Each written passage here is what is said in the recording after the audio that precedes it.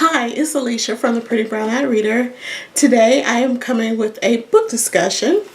I would like to discuss The Men of Brewster Place by Gloria Naylor.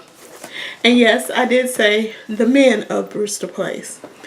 Gloria Naylor is most famously known for The Women of Brewster Place. It is a national book award winner, and it was also made into a movie that starred Oprah Winfrey and Lynn Whitfield.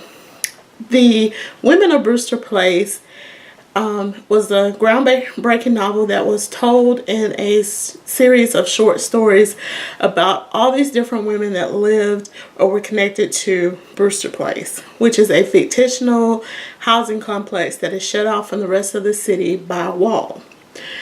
Well, The Men of Brewster Place, it follows a similar way of telling a story, in that The Men of Brewster Place is also told in short stories, with all the men having some type of connection to Brewster Place. The Men of Brewster Place can be looked at as a sequel to The Women of Brewster Place, but it's not one that you have to have read The Women of Brewster Place. And the reason I say that is because it's been years since I read it and seen the movie. So a lot of the men that are in The Men of Brewster Place, I don't remember from the first story, so they could just be added on characters that are new. But the ones that I do remember, she gives enough backstory in the little short story that you know who that person is, or you can understand who that character is. And so I feel like you can read it without having read The Women of Brewster Place.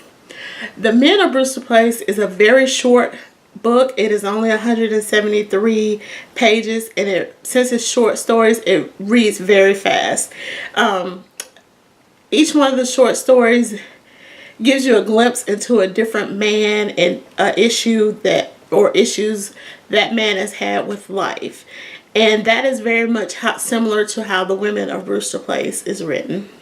The reason that I wanted to do just a brief discussion about the book is I posted on my Instagram page for a #Friday Reads post, and several people commented that they never had heard of the book. So I thought it'd be great to just do a little discussion of what the book is about. Also, since Gloria Naylor passed away last year, I made one of my reading goals this year to read all of her novels.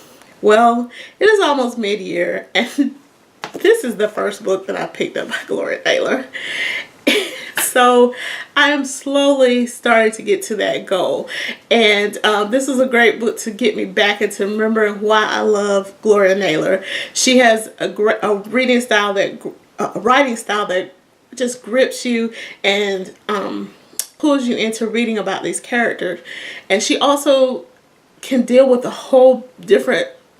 lot of issues in a fictional way, and it kind of makes you like, and I don't know if I really appreciated that when I read her before, because I was a lot younger when I read her works like Mama Day and The Women of Brewster Place. Like in The Women of Brewster Place, she talks about some issues that are very still relevant. Of course, poverty, living in urban cities. And one thing that I hadn't noticed before was she talks a lot about the Great Migration, but she doesn't use those words when a lot of the characters come from Tennessee to move to this northern urban city.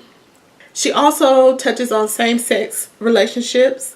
I do remember that from The Women of Brewster Place. And so, again, there is a character in The Men of Brewster Place, and we get to a glimpse into his life and what it means to be someone who has feelings for someone of the same sex.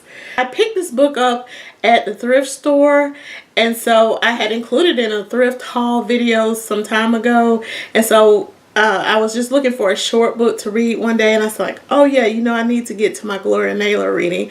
So that's when I picked it up, and it didn't take long to read. I actually started reading it And since it's short stories, I don't, you don't have to continuously read. You can pick back up whenever you get a chance. But I stopped reading it to do some reading for mental health, which actually I could have just kept reading that because mental health is another issue that she deals with in the book.